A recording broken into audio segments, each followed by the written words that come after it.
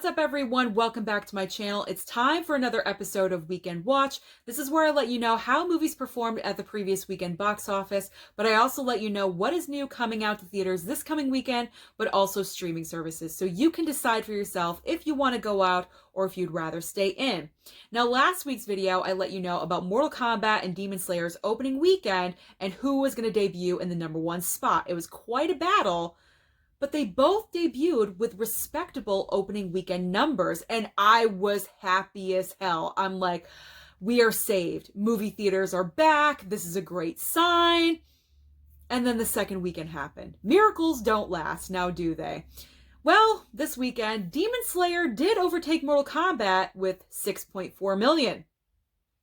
You heard me correct. 6.4 million compared to Mortal Kombat's 6.2 million.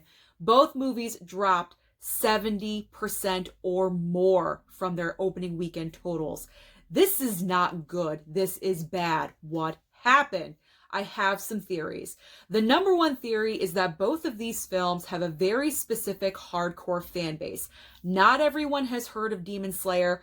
I had no idea what Demon Slayer was before I started covering it in this series. So if not everyone knows about it, how can you really expect second, third weekends with gigantic totals? Now, same thing with Mortal Kombat. Not everyone is a fan of that franchise. So again, also the convenience of Mortal Kombat being on HBO Max. If you want to watch it again, you can just watch it on HBO Max. Or if you're just a casual fan or not even a fan and you're kind of just curious about it, then you most likely will turn it on HBO Max and not pay to go to the theater. My second theory is that not every movie theater across the country is open and there's still restrictions. My third theory is that it's nice out. It's summertime, and talking about restrictions, a lot of restrictions are being lifted throughout the United States, across the country. Not every state even needs to wear a mask anymore outside. So with all of these restrictions and boundaries lifting, restaurants opening fully, and the nice weather coming, people don't want to be inside. They've been inside enough. They want to be out. They want to hike. They want to bike. They want to do outdoor dining. They want to be with their loved ones. They don't want to be stuck inside a movie theater. So all of these theories combined leads me to believe that this is the reason why we had such a bad drop for our second opening weekend for both of these titles. In the #3 spot is Godzilla vs. Kong. It's still hanging in there with 2.7 million. It's almost at 100 million domestic. It's hovering around 90 million. God, that would be an opening weekend if we were pre-pandemic, but we're not. But we're happy with almost 100 million. And then in the 4th spot is Separation, that little horror movie with 1.8 million. Now, I got some bad news for Glenn Close fans out there.